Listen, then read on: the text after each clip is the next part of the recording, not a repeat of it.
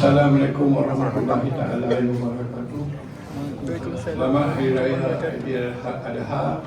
Saya ucapkan pada semua, dan daripada saya, pihak perusahaan, imam dan juga EDK semua mengucapkan ampun dan maaf jika ada kekasaran EDK pada semua lah.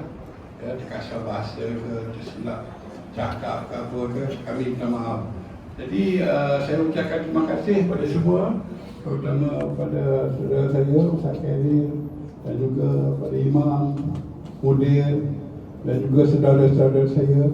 Ya, saya ucapkan terima kasih semua yang sudi datang di Surau Taman Rasajaya.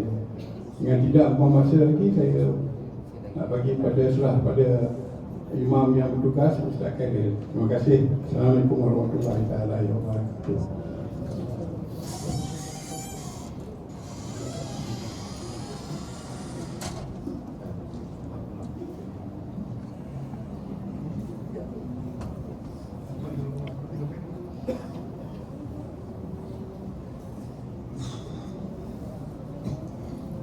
Bismillahirrahmanirrahim. Assalamualaikum warahmatullahi wabarakatuh. InsyaAllah kita akan berikan solat sunat Idul Adha sebagaimana biasa diulang lagi sebagai peringatan dengan lafaz niatnya usolli sunat Idul Adha, usolli sunat Idul Adha rakataini ma'muman lillahi ta'ala.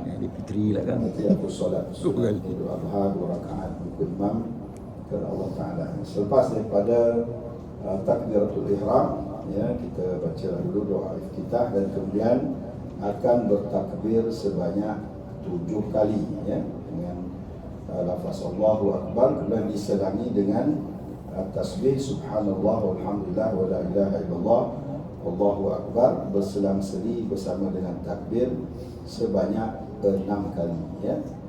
Mana takbirnya 7, tasbihnya 6, ya. Jadi takbir terakhir sudah tidak ada tasbih lagi, dengar bacaan Fatihah Imam dan surah, dan kemudian kita teruskan dengan rukuk dan sujud dan bangkit semula pada rakaat yang kedua.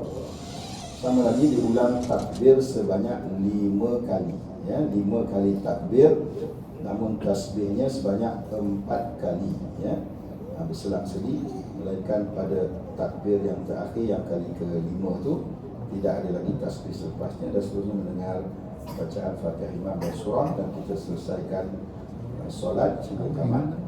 Dan habis solat kita takbir dulu, ya, dan kemudian barulah kita mendengar khutbah, ya. Sebabkan bulan Raya Idul Adha ni takbir ni dipanggil takbir muqayyad, ya, dia bukan takbir mursal. Takbir mursal kita boleh takbir sepanjang hari, namun takbir muqayyad ni hanyalah takbir yang beriringan dengan solat fardu ataupun solat sunat sahaja, ya. Jadi itu beza antara takbir